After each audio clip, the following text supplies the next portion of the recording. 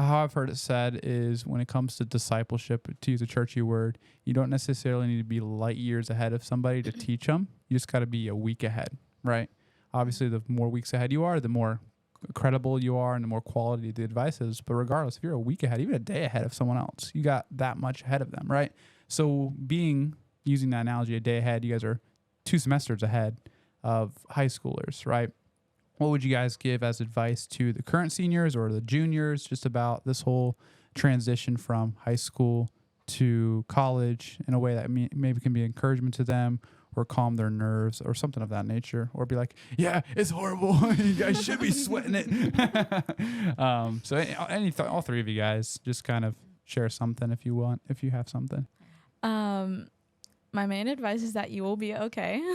I remember I was very scared to go to college because I was like, growing up in Vero, like small, I knew everyone. So I was like, I'm not going to know anyone. No one's going to want to talk to me.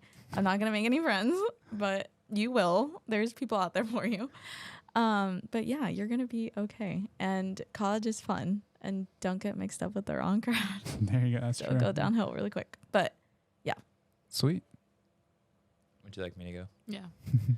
I've talked about it before on here, but the main thing is just like don't rush it. I very much rushed my senior year, and it made me miss out a lot of opportunities and like final chances to grow with like the few friends that I've had. And then now that they're all kind of gone and I'm stuck in the hometown of Vero, you miss them because they're not here. So I guess enjoy it while you have it because they're not guaranteed to stay. So It's good. Good word. I would say that you don't have to have everything figured out right away.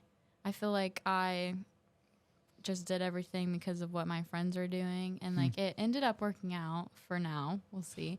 But I just felt like, okay, well, all my friends are going to college, so I'm going to go too. So I went because I didn't know what I wanted to do. College. Yeah. I guess there's worse things. Yeah, that's true. True.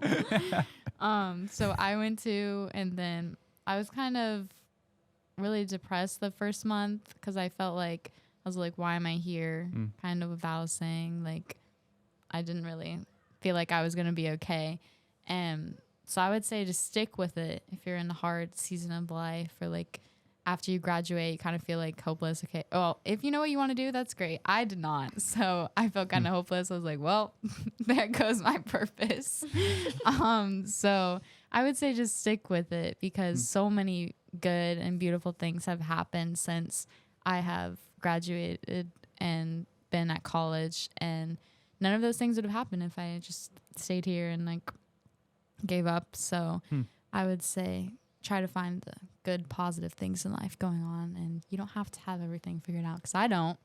I'm just getting a degree to get one, so Because everyone else is. Yeah, because everyone else is. Like Jeff so. said, there could be worse sort of things. Too. yeah. So That'll There come you in handy go. one day. Yeah. No, just to echo that, just to put a cherry on top of this conversation. Yeah. That definitely is something I resonated with Katie when it came to my college experience, which is increasingly getting further away from me.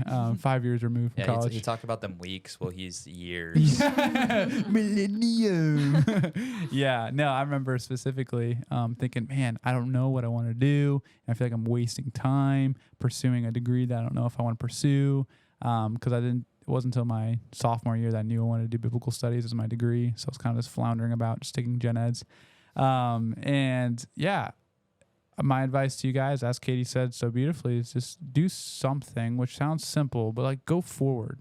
Put a step forward. There's no wasted time if you're seeking after the Lord and you're just pursuing stuff. Every season you're in, even if it doesn't feel like it's fruitful, is benefiting you if you have a positive attitude and you try to get some meaning out of it, right? But if you are just sitting around doing nothing, it's kind of hard to. The expression I've heard is God can't steer a parked car. Right. If you're parked and you're just not doing anything, God can't really move you. But if you're moving, then God will guide and shut down doors and say no to things and say yes to things and give you direction. And there is no really wasted time unless you're intentionally wasting time.